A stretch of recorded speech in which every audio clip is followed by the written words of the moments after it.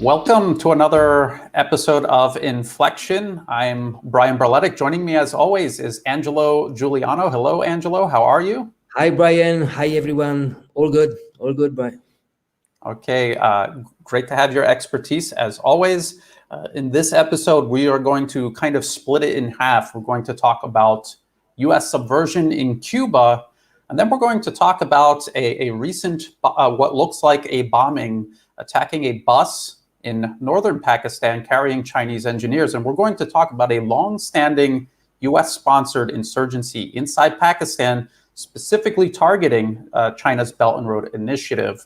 So because we have two topics, we're just going to touch on one little news story here.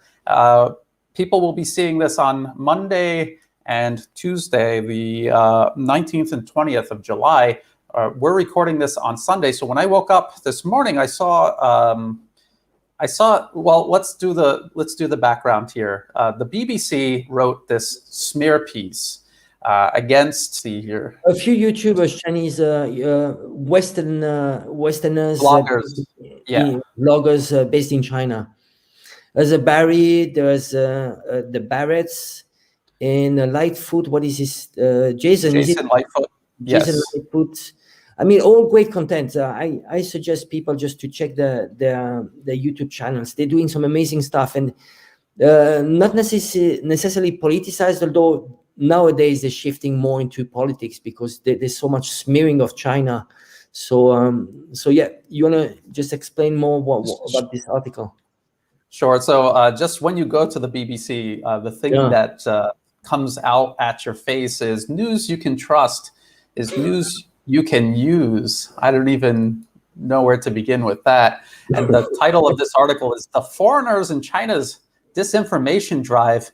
And I read this from top to bottom. There's literally not even one example of disinformation that these expat vloggers did. Okay, like they're there promoting China. They're trying to show people what's going on in China. I've watched a lot of their videos. And they show you things that you would never see on your own. And whether or not they're working with state media on certain projects, it doesn't matter, because just being funded alone or just cooperating alone with somebody doesn't mean you're doing something wrong. The BBC had to establish that they were engaged in disinformation, and they failed. There's not even one example in this entire article. But there was one thing that I noticed, because this is Jason Lightfoot, and he did a video rebuttal to this, and he was looking at the article, and he noticed that this picture right here, this is not the original version of this article. BBC very sneakily changed this photo back to the original. They had grayed out the trees to make it look like Jason Lightfoot is there alive, and everything behind him was dead and gray. Like Mordor out of Lord of the Rings, because China, the trees in China are gray. It's not green. It's we don't have blue sky. It's just like evil society. It's we need to watch a scary movie whenever we see China. That's why. And that is what the BBC is doing. They're trying to drill it into people's heads. People who have never been there and don't have a reliable source of information. They want to try to drill it into people's heads that, yes, it is a scary place.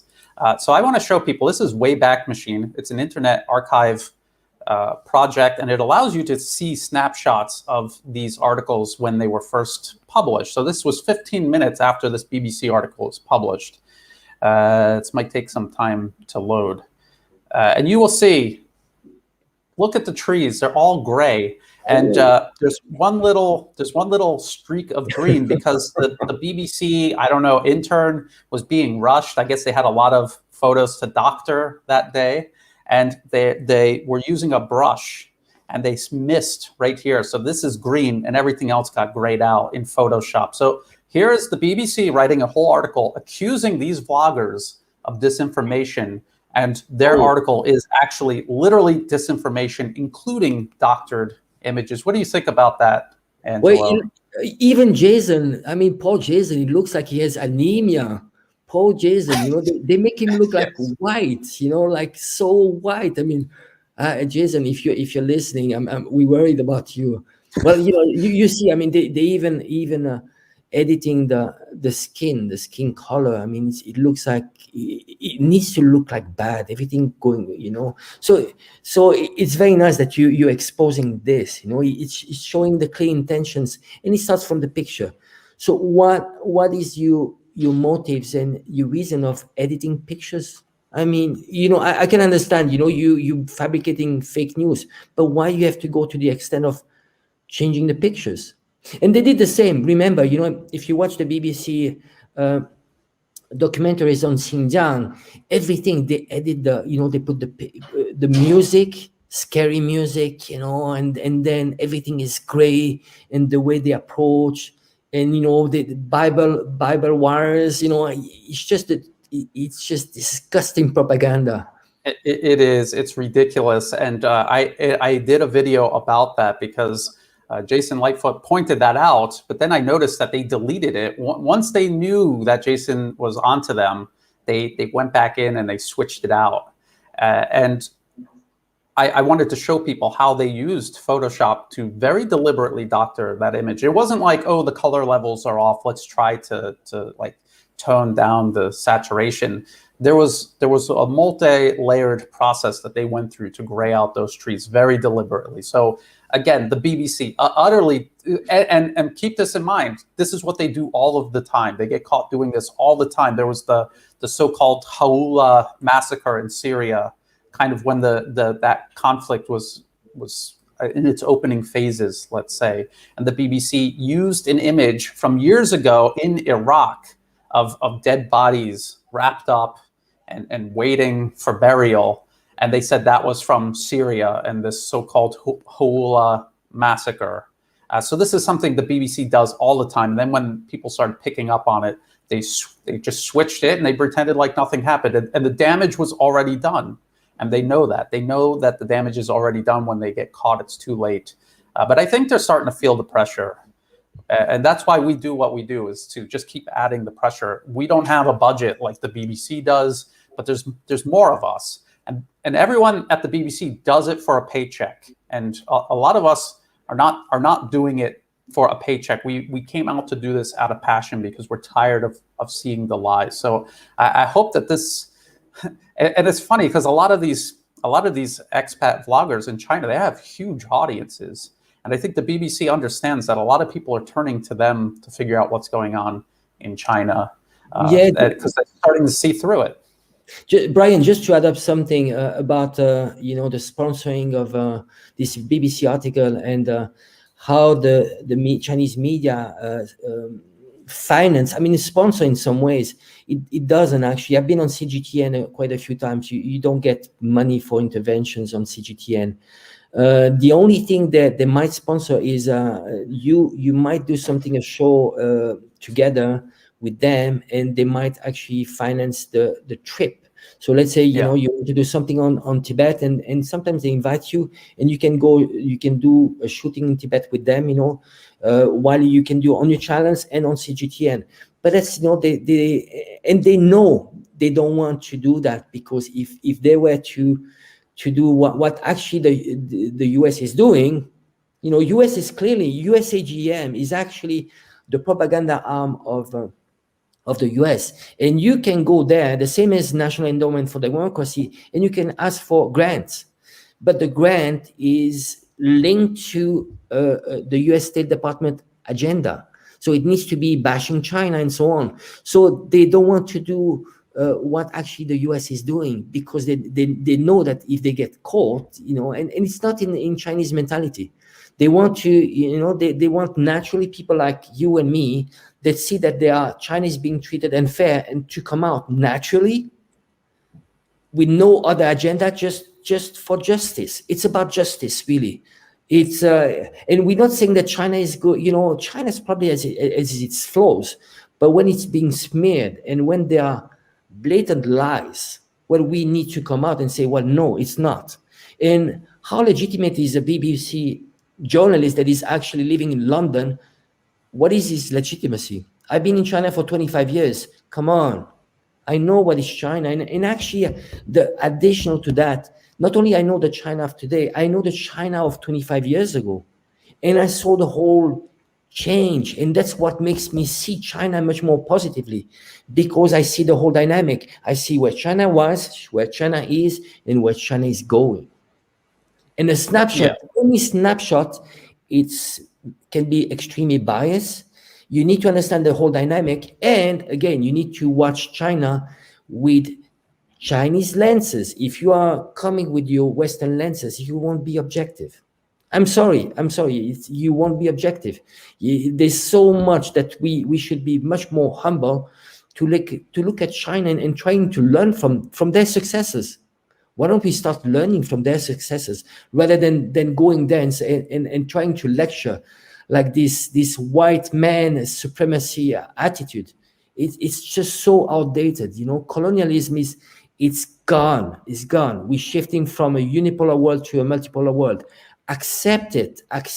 We need to shift this attitude, and again, the world will be better because it will be finally more democratic. It won't be a few old colonial powers just ruling on the world.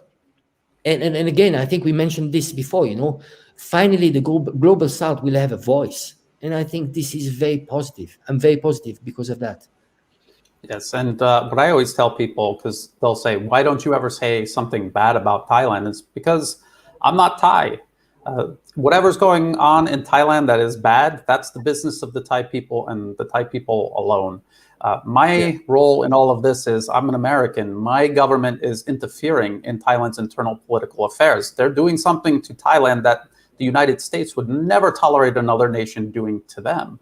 And so I speak up about that. I don't get involved in Thailand's internal political affairs because it's none of my business. And even though I've lived here for a long time, I have my family here, that's their business, and that's the Thai people's business. And I think there's something very similar kind of going on with these expat vloggers. They want to show a positive side of China and China's problems. That's their internal problems. What they're trying to do is stand up. A lot of them are from the West, and it's their governments that are attacking China. And we know it's not a misunderstanding. It's not that the BBC misunderstands. It's very deliberate, just like doctoring that photo was very deliberate, dishonest, and there was a political motivation there and an economic motivation there. And speaking of interference, I think that is a good springboard into one of our two main topics, and that is these protests popping up in Cuba. And I just like how the entire Western media in concert hit on all of the exact same talking points. Well, there's some discrepancies because some say thousands of Cubans have been protesting food, vaccine, and medicine shortages in one of the country's largest demonstrations in decades. And then some other Western news agencies have said hundreds. And so which is it, hundreds or thousands? And then these shortages, they're going to say that the economy is being mismanaged, and they may or may not mention the US embargo. And if they do, it'll be buried all the way at the bottom of the article. So that's pretty much how the Western media has been dealing with this. People who have no idea at all what is Cuba, because a lot of people in my audience are Thai, and Cuba's practically on the other side of the planet. Cuba's an island nation with about 11 million people, and they have been basically at a semi-state of war with the U.S. Well, not them with the U.S., U.S. against them. The U.S. has tried to overthrow the government, tried to assassinate the Cuban president. They've tried to invade by proxy. They have carried out campaigns of terrorism inside Cuba, and they also planned campaigns of terrorism inside the U.S. to blame on Cuba.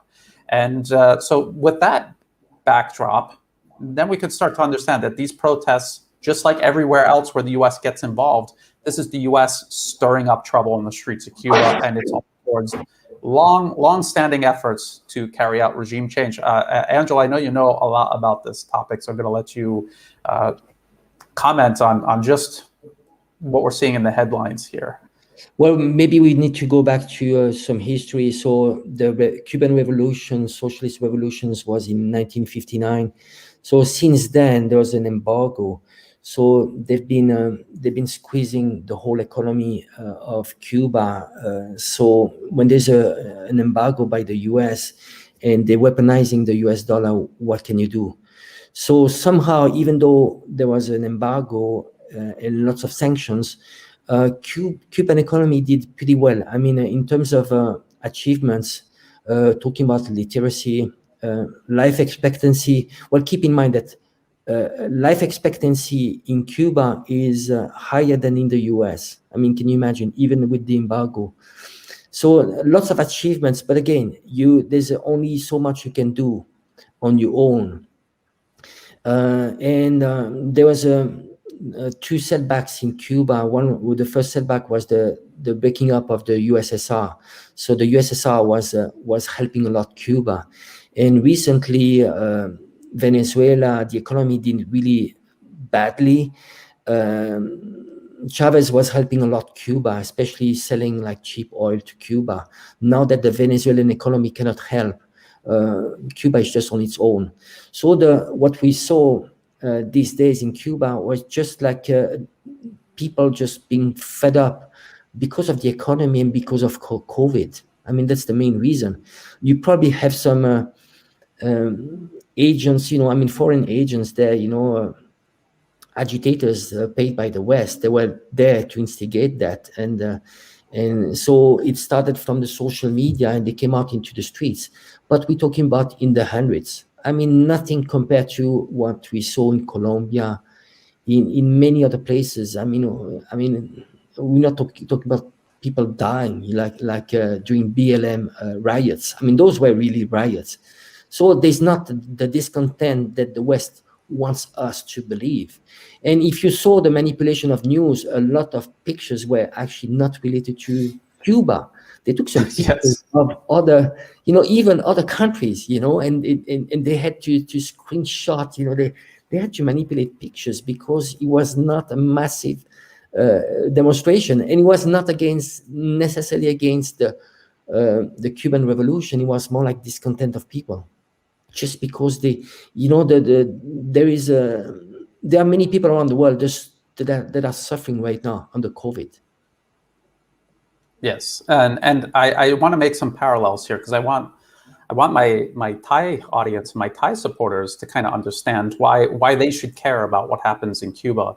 And I'll put it this way: the success of American imperialism anywhere helps embolden and empower it everywhere. So if they were able to successfully overthrow the government of Cuba, and then that led to a cascade effect in South and Central America, countries like Venezuela, even if it was just putting more pressure on them, this would eventually come around to US-backed efforts to cause unrest in Southeast Asia, because America is a global empire, and if it gets strengthened and emboldened in one place, it emboldens it everywhere. And so Cuba prevailing against this is a net benefit for everybody. And if they were able to subdue US subversion in Cuba, it would make it that much easier for people here in Southeast Asia to counter US interference. So not only is it the right thing to do to stand up against injustice everywhere, but it's also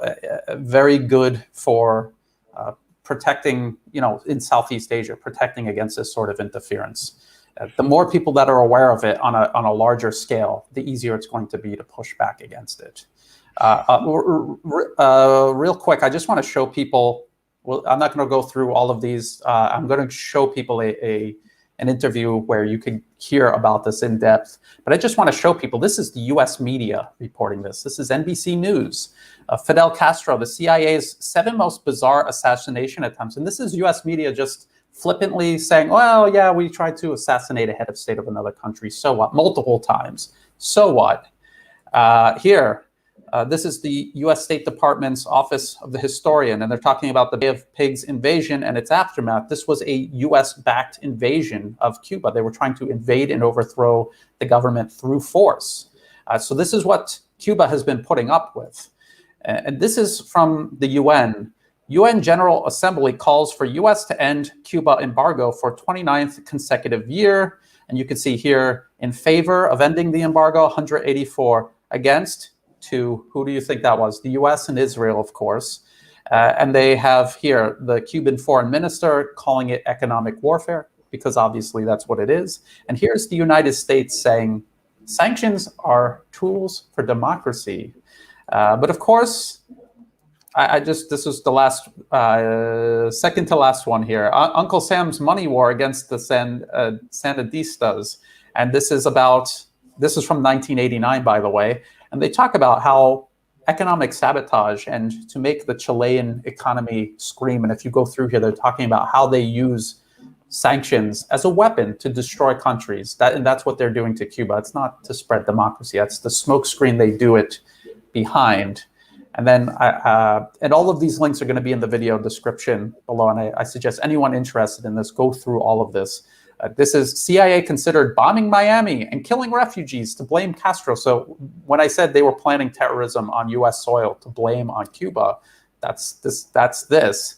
And if you click on this, it'll actually bring you to archives.gov, because this is a government document that's archived in the official archives. And the last thing, and I'll give you, Angelo, the final word on all this, I want to direct people's attention to this interview between Jimmy Dore and Max Blumenthal from the Gray Zone. And they go very, very much in depth in all of this. And you will just see how depraved and malicious U.S. foreign policy towards Cuba has been for decades, regardless of who's president. Because now we have Biden, and it makes absolutely no difference that the embargo is still in place, and attempts to overthrow the Cuban government are still ongoing. Angelo. I just want to remind people that actually there's still a Cuban land which is occupied by the U.S. Guantanamo is Cuban land, which is so you know, I mean, people forget, but they make the assumption that it's U.S. land. It's not U.S. land. It's Cuban land which is occupied. Then I think it's important to say, well, why there's those sanctions and embargo.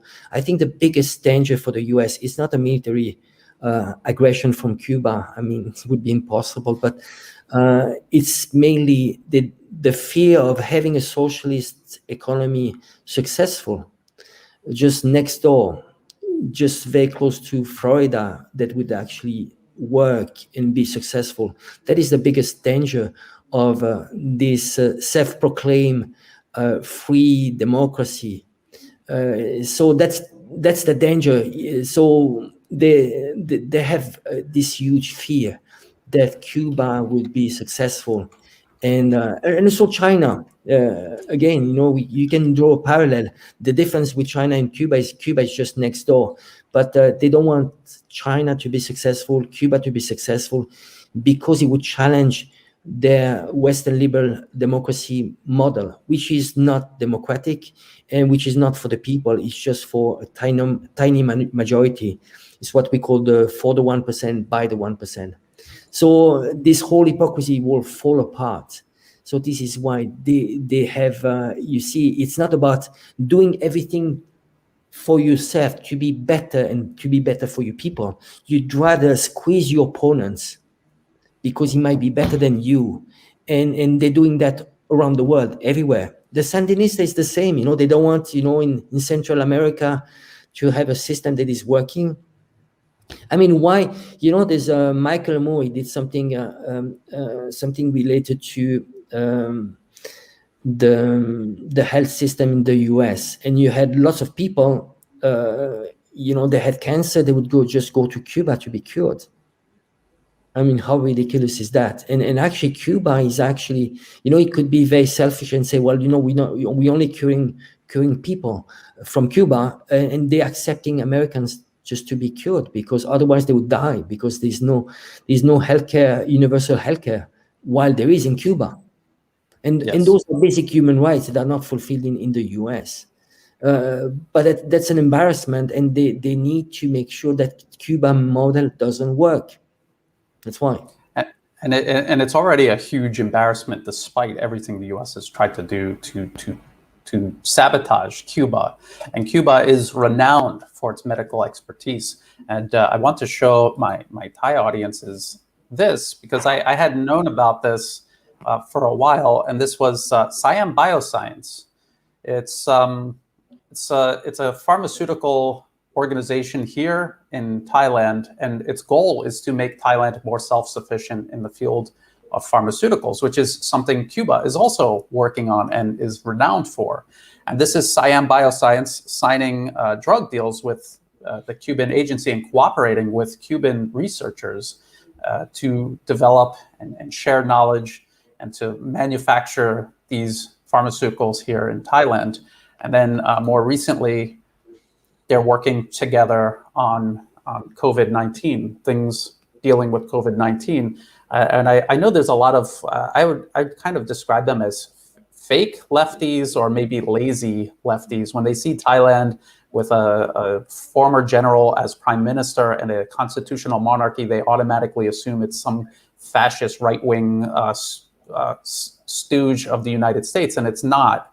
And Siam Bioscience is at least partly owned by Thailand's royal family, and that's what they're doing with their money and their influence. They're trying to make Thailand more self-sufficient in terms of pharmaceuticals, and the country that they turned to help them do that is Cuba. Because we know that just as you were saying, Angelo, the healthcare system in the U.S. is just preys on people. It's not helping people at all. It sucks them dry of their money and then eventually their life. And that's why people have to travel abroad to get these treatments. So again, that would be one of the many things that Cuba would lose if the U.S. was able to topple it. And right before we started this, Angelo, you were saying about how Haiti, very nearby, that is exactly what Cuba would end up looking like if the U.S. ever succeeded. So this is not about spreading democracy. This is about slashing and burning, making sure that no alternative to the U.S. system can prevail anywhere, and especially, as you said, so close to the United States. Do you have anything else about Cuba? No, I like the on comparison with Haiti. I mean, if you're talking about a failed state, and they've done everything to destroy, the U.S. has done everything to destroy a real democracy in Haiti. Remember, there was 2 coups in Haiti. There was Aristide twice. He was toppled by the U.S. And every time they've tried to put a U.S. puppet there. But it's Haiti is just in a state of anarchy. And again, when the Cubans are looking at Haiti, they never want to have this type of U.S. imposed democracy. They don't want that. Cuba, even though it's suffering a lot, is way better than Haiti. Yes, and one of the Cuba may be facing difficult times, but if there are protesters going out into the streets, they need to think that the whole point the U.S. is making them suffer like this is to turn them against their government. And if they do turn against their government, they really need to think about the next move they're going to make. And looking at Haiti is very instructive, so they can reconsider maybe something more sensible to address these issues. And then, so that's what the U.S. is doing in its own backyard. So we had talked about Haiti last time, or we're talking about Cuba this time. And I want to show people what the U.S. is up to in Pakistan. This is going to be the other main topic of this episode. This is Pakistan bus blast kills 13, including 9 Chinese CPEC workers. CPEC stands for China-Pakistan Economic Corridor. China demands punishment as conflicting reports emerge. And of course, Beijing is fairly certain that this was a bombing. And this ABC News article, and this is from Australia, and of course they want to make it as ambiguous as possible so people don't figure out what's going on. But if you go all the way down, all the most important things are always buried at the bottom of these articles. Chinese nationals targeted in the past, and then they talk about all of these attacks on Chinese nationals and all of these Chinese Pakistani projects that are being built as part of the Belt and Road Initiative. And they talk about Baluchistan, which is the southwest province of Pakistan, west of the Indus River. And what is all of this about? So this goes quite deep, but think back not that long ago. This was April of this year. no Chinese diplomats hurt in Southwest Pakistan bomb attack embassy, and this was a bomb attack in Baluchistan that was trying to target the Chinese ambassador to Pakistan. He was staying at this hotel. He just so happened to not be at the hotel at the moment of the blast, and so he narrowly escaped, basically an assassination attempt. And so this has actually been going on for a very, very long time. Angelo, you sent me this article. This was from 2016. Attacks have killed 44 Pakistanis working on China corridors since 2014. And we see the exact same thing happening in Myanmar. We've been talking about that since February, actually. And so what are they doing? They're at face value, they're saying they're going to do the Build Back Better world. That's the US answer to China's One Belt, One Road initiative. But in reality, they're just using terrorism to sabotage all of these projects and to destabilize the regions that these projects are going through. I'm going to get into the US-backed insurgency in Baluchistan, but Angelo, is there anything you want to say about this most recent attack? Well, again, this is part of the strategy, the US strategy of encirclement of China. So it's a disruption. They want to disrupt the Belt and Road Initiative, and they want to put pressure on all the neighbors of China. So you see what is happening in Myanmar, the attempt of color revolution in Thailand. Xinjiang is part of it. They tried in Tibet, it didn't work. So it's just trying to encircle China. So again, how do you do this? There are many ways. Here, this is a bit extreme. So terrorism, National Endowment for Democracy, and other US state-sponsored NGOs have been financing those separatist groups. And if you see, they already have their puppets, what we call the government in exile that are ready. For example, when it comes to Balochistan, there's a Khan of Kalat, which is the Kalat for Balochistan, and the Khan is a king. So basically, that's a person. His name I forgot, something like Wawood. What you have the page of this person. He's based in Wales. And so everything is ready. There's a paper of the National Endowment for Democracy, which is actually depicting those people that are related to the Balochistan independence movement. So again, it's just a copy and paste. We can see already lots of similarities with Xinjiang. The World Uyghur Congress, this entity which is financed by the National Endowment for Democracy, which is an extension of the CIA. What is in Balochistan? You have natural resources, so you have oil and gas, and you have it's a critical transit corridor for China. Why is it critical for China? It's because it bypasses the Malacca Strait. And additional to that, you have huge copper fields, mining resources. So those people, those puppets that are in exile, whenever they talk about Balochistan, they talk about their resources. The same as Erkin Alptekin, which is the founder of the World Uyghur Congress, when he talks about Xinjiang, he talks about Xinjiang oils as his oil. He says, US, why don't you come to Xinjiang, and if you help me to make Xinjiang independent, you will be able to take my oil. He says, my oil. Saying that many people are now running after us and saying that, hey, look, you have oil, gas, and all of that.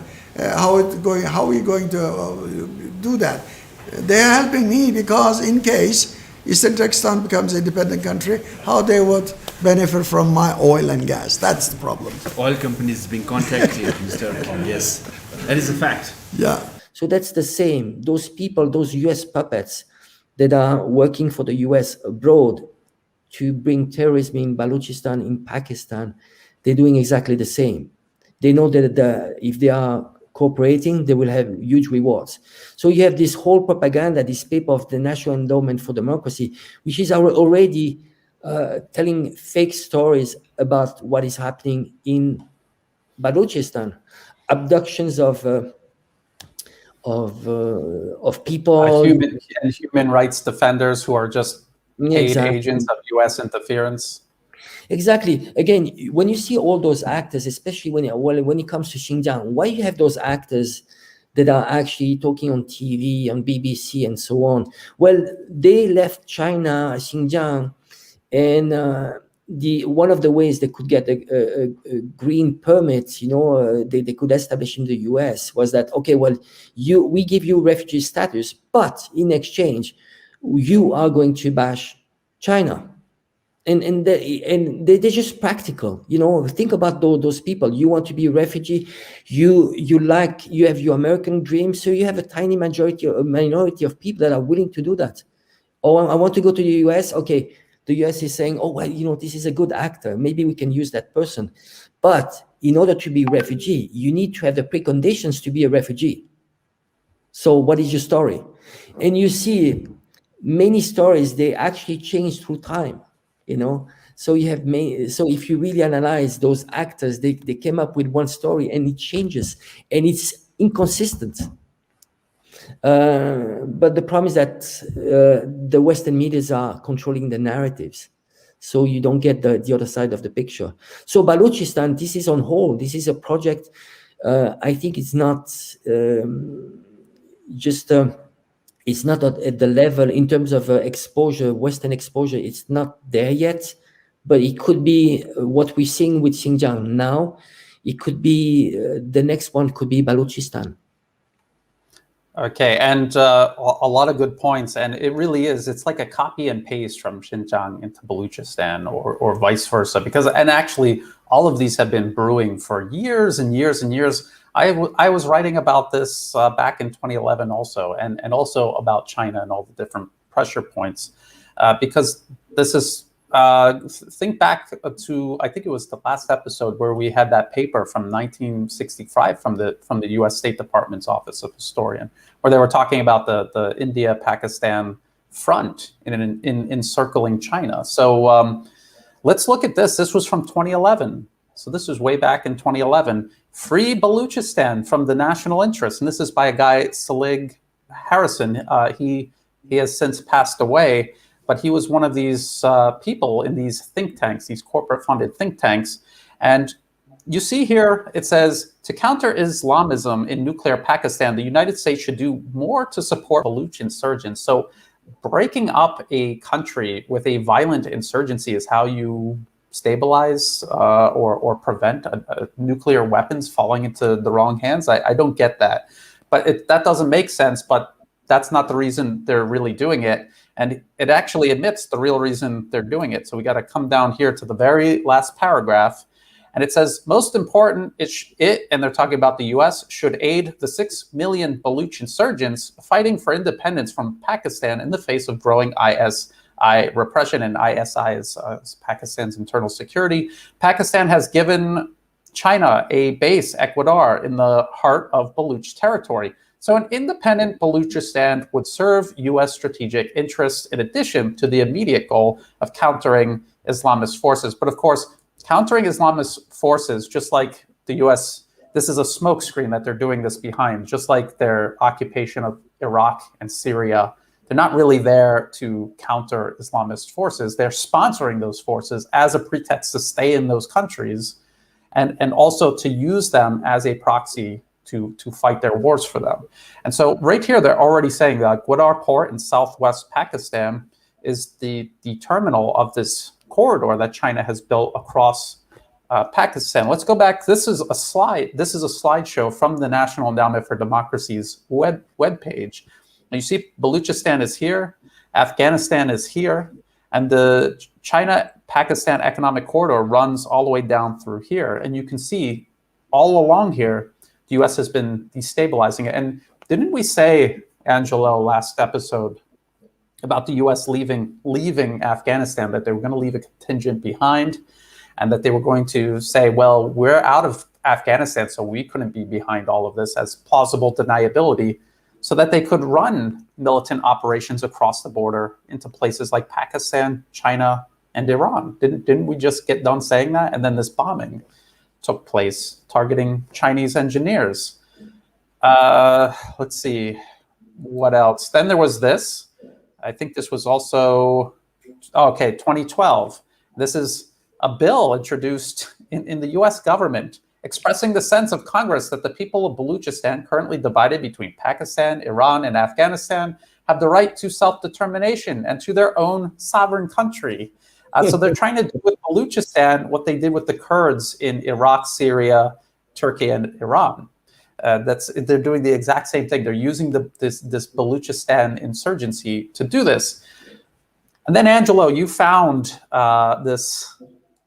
It was such a perfect video clip. It's of retired U.S. Army Lieutenant Colonel Ralph Peters. Let us start with the incontrovertible fact, and that is that Baluchistan is occupied territory. It never willingly acceded to Pakistan, does not now wish to be part of Pakistan. If a plebiscite or referendum were held tomorrow, it would vote to leave Pakistan, as would every province and territory west of the Indus River. And we look at this occupied territory of Baluchistan specifically, where people who simply yearn for fundamental freedoms, for the right to determine their own future.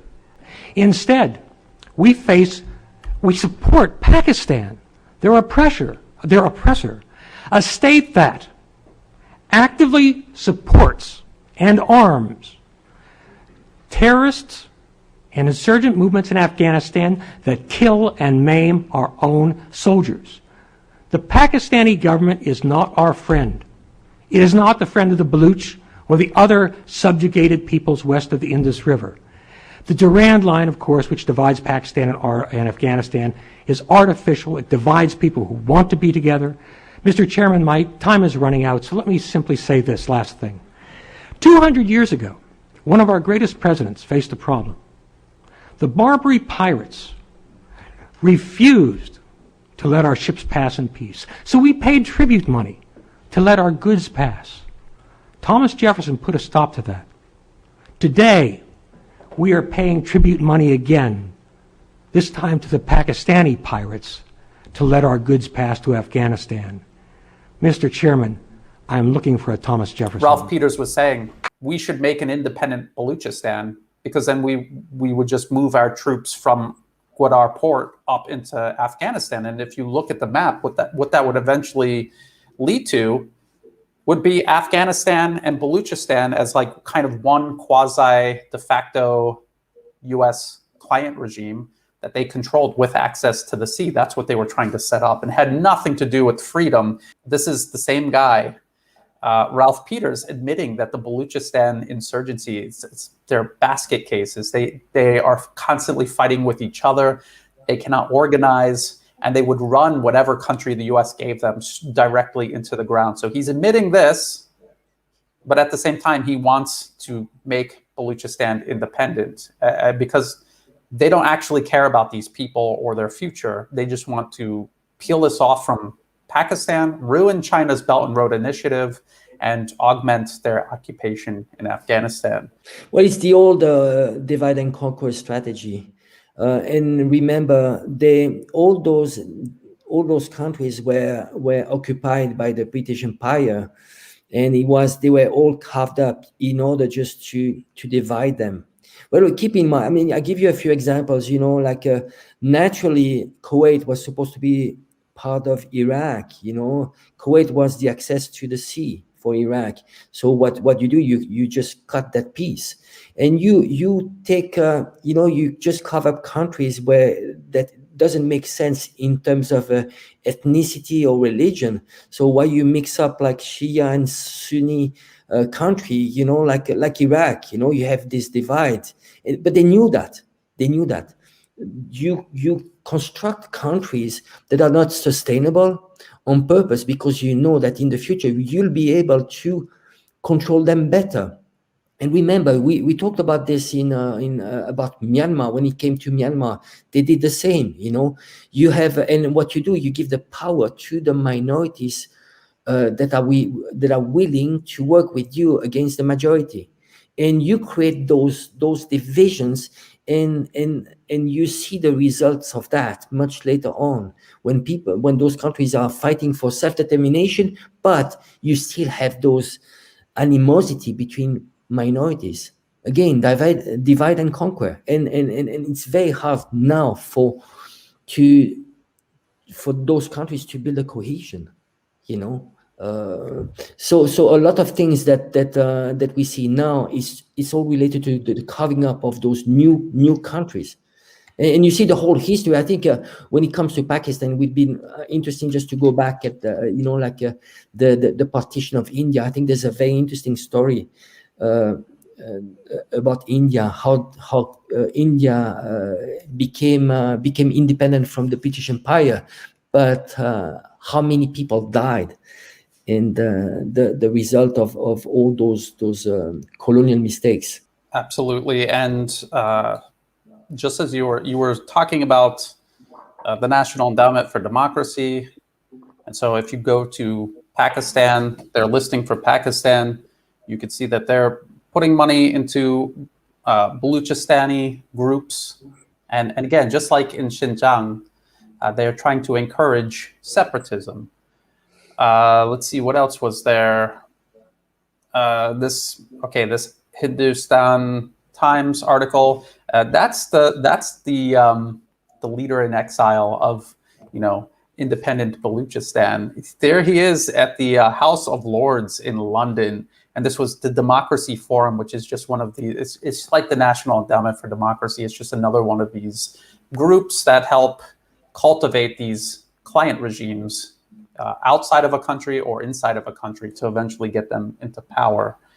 And so I think it's very important, that point you just made about divide and conquer. That was how they were controlling these vast regions of the planet when the British had their empire.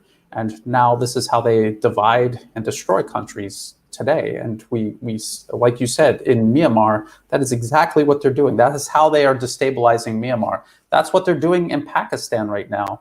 And as you said about India, before this, we were talking about the Quad and how the US is trying to stitch together this Quad with India, Japan, and Australia, and how these nations are kind of going along with it because they don't really have a choice. The US has leverage over each and every one of them. And for India, you were pointing out how fractured their society is because of what the British Empire did to them for so long, and how easy it would be for the US to destabilize India if they weren't cooperating. So it's a very complex situation, but the ultimate goal, and it's very clear, is to just disrupt the Belt and Road Initiative, because China is now the prime target.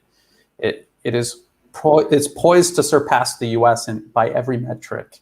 And in order to stop them and to prevent them from building alliances with other countries or cultivating closer alliances like they are with Pakistan, they're going to do things like this. I think there was one other article. You mentioned just before, Brian, I think there's two readings that we should have. One is what is happening in front of the cameras. You have statements from leaders, and most of the statements nowadays are all against China and Russia. But in reality, we need to look at the other side, which is trade and money flows.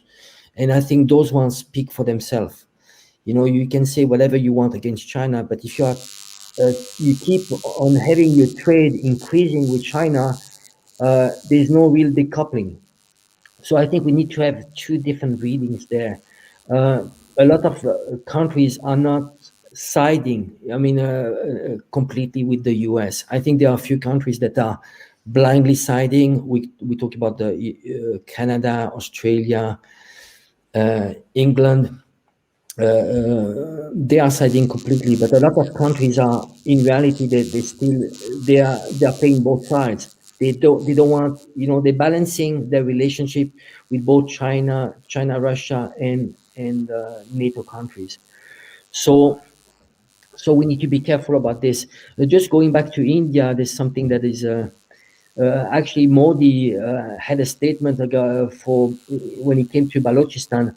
Is in favor of Balochistan independence. So I think this is another action of huge interference into another country's affairs. So again, I think it's a government like Modi is very dangerous and extremely racist. It's extremely dividing. Now you see what is happening in India internally. You have laws that are giving priorities to Hindus and not to Muslims. So you start to have those divides. So I think in many ways India is still a very weak country when it comes to sovereignty and to cohesion, the whole cohesion of the country, because it's extremely divided. Yeah, and you can see the difference, because India has a very large population. It's the second most populous country in the world, and all things being equal, it should have a much larger economy. And eventually, I believe in the future, when they do find unity and they start really focusing on the nation's best interests, and they can move past this colonial legacy, I think they will have a very large economy. It should be the next largest economy after China. But you could see in China how they have worked very hard to cultivate unity inside their country, and how they work very hard to uproot all of these vectors of foreign interference that the US has been using to try to divide and destroy China in exactly the same way that they're trying to do to Pakistan, to peel off Baluchistan, or to keep India constantly on off balance. And so there's a lot that can be learned from China. And of course, I believe China and Pakistan will be successful with this China-Pakistan economic corridor. I really do. The terrorism is a setback. They're going to work together to eliminate that terrorism, just like they did in Xinjiang, because part of the propaganda game against China regarding Xinjiang is pretending like there was never any terrorism there before China put an end to it. That's the new thing that they're doing right now. And I think they're going to work on a similar strategy to secure Baluchistan, which is in the best interest of the people there. So one thing we always hear from the Baluchistan independence movement is that it's so neglected and there's so little development there. And yet they're fighting against the China-Pakistan economic corridor that's going to pass right through Baluchistan and definitely improve infrastructure and development, and they're against it. It makes no sense. It's just like here in Thailand, the US-backed anti-government and anti-monarchy protesters complaining about the economy, and yet they're openly opposed to working with China, Thailand's largest trade partner. It makes no sense at all, but that's the kind of opposition the US, and that's why they need US backing, because otherwise these people would be very unpopular. They wouldn't have a chance of advancing their political agenda unless the currently largest economy and largest military and nuclear armed nation on earth was backing them. Angelo, anything else you want to add to this? Well, I think people should understand that we talk about a lot about the emergences of China as the next superpower. In reality, we shouldn't frame it like this. We should explain that actually China is retaking its original position it had for 2,000 years. I mean, that's what happened the last 200 years was just an anomaly. China has closed itself. It had lots of problems. There was a civil war, and it missed the main mistake was it missed the Industrial Revolution, and it was attacked because of that. And there was 100 years of humiliation. But keep in mind that for 2,000 years, China and India combined had 60% of the world GDP. For 2,000 years. Genghis Khan, why Genghis Khan back in the old days, he arrived at the doors of Europe, and he was like, he used to pillage, he was looking for wealth, but he arrived in Europe, and he was like, Europe was so backward. It was like, there's nothing, there's nothing to learn from them. There's there's nothing to pillage. There's no gold. There's nothing. And this is why he stopped. There was nothing. So because Eurasia, that part of Central Asia, Persia and so on, in China, they were much richer and much more advanced. So it's just what happened in the last 200 years was just an anomaly in history. So China is just naturally retaking its original position as the largest power. With the difference is that China is not hegemonic and it's not looking for imposing its values, its system to the world. It's very clear. Why am I saying this? It's just because history. We need to look at history. China has never invaded other countries. There are a few, maybe one exception is the conflict China had with for a long time with Vietnam, but there's just one exception. It's a very complex example, but otherwise China has never been hegemonic. If you look at the China in Chinese is it's the country of the center, and it tells you that China is self-centered. It's focusing on itself, on its own population. And what is it? It is interested in is trading. They've been traders forever. It's a pity when I look at the history we were told back in Europe. There's so many things that were untouched. If only people knew that when Christopher Colombo discovered America, well, the Chinese Navy was 10 times bigger than European navies.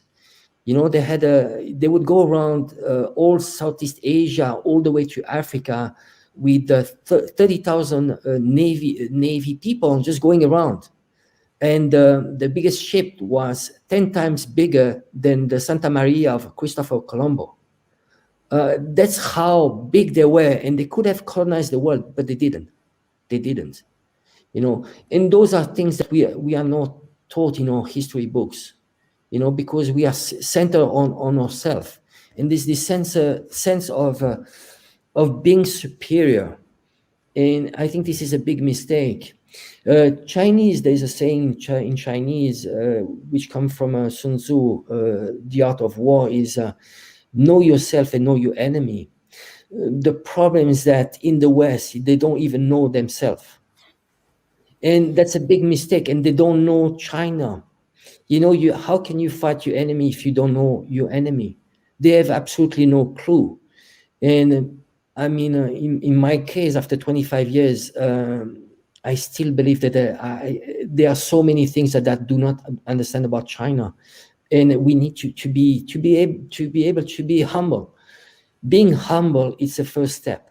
We talk about 4 different steps of knowledge. Ignorance, going from ignorance to knowledge. You don't know that you don't know. You know that you know. Up to the level that you don't know that you know. It's because you don't know that you know that you have acquired competence. The promise of the West is that they don't know that they don't know. That's the problem, and that is the worst. That is when you are actually extremely weak. It's extremely weak. That ignorance is extremely weak.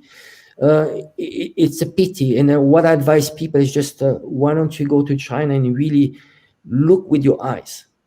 The first hour you'll spend in China, imagine you flight into Shanghai. It would be a life-changing. It would change your life completely, because you're flying into one of the most modern airports in the world.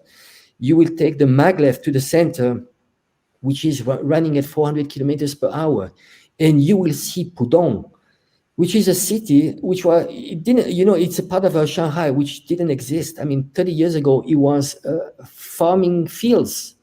Now it's all skyscrapers. It's just mind-blowing. And this happened in the matter of 30 years. If only people would spend just one day in Shanghai, they would review completely all those assumptions. And keep in mind, Chinese, at least, there's one thing. In Chinese, there's 130 million Chinese that go abroad. They all come back. Why? Because China is the land of opportunities. There's so much happening in China. And it's a pity. We could work together. I mean, Cyrus Johnson says it very well. He says, China and the USA could work together, and we could build up a better world. And I think it's very wise very wise saying. Absolutely. And well, you made a very good point about China's history. And I want people to look at China today also. They're not building the type of institutions they need to create the administrative empire that the US has. They don't have a national endowment for democracy. They don't have a huge global spanning networks to do this soft power that the West is so fond of. And soft power really is just the modernization of the British administrative system that they used all throughout their empire. And China's military is not being configured for global conquest. When people see the US invading other countries, they really don't understand the scale of the logistics required, the ships that you need, the airlift capacity that you need to do those things. China is not developing that. And by the time they do, all of these other nations are going to have comparable capabilities, and there's going to be a much better balance of power, which I think is going to force the West to work together with the East. And it might shape into that world that you were talking about. And one last thing that you said, Angelo, which kind of brings us full circle, you said people should go to China and see for themselves. And I think that's why the BBC was attacking those expat bloggers, because it might not be possible for as many people to go to China as you might want, but they are kind of bringing China to these people through their platforms, their channels on YouTube and through other forms of media. And that's why the BBC is attacking them, because they don't want you to know that the trees in China are green. They want you to think everything is gray and dead and everyone's at gunpoint all hours of the day. And they just have these model villages that these white guys are walking around with their GoPros, and everything else in the country is, as the BBC says, a dystopian hellscape. And that's why they were attacking them. But that's a good point, Angela. And I'm going to put the links to all of those channels in the video description below, so people can go and watch their videos. And, like a travel vlogger, they want to make their story entertaining. So there's a lot of, style and there's, it's a production. They're storytellers. They're trying to tell you a story. So keep that in mind. But at the same time, look into the things that they're showing you if it's interesting and see what's behind it. And you're going to learn a lot about China that you never knew. And then you're going to ask yourself why the West never talks about any of this. Because even if they're showing an overly optimistic view of China, you have to ask yourself why the West hasn't even talked about half of some of these interesting things. It really should get skeptics thinking and asking themselves why they've been lied to for this long.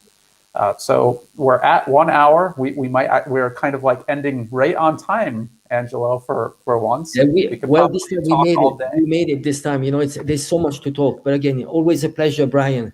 And I'm looking forward for the next show. Absolutely, and thank you for your expertise. I always appreciate it. I want to thank everybody who tunes in to watch and who likes and shares these episodes. Check the video description for Angelo's social media accounts, so you could follow him. He commentates on the news every day through those channels, so check that out. And again, thank you everybody for your support, and we will see you again next week. Bye for now.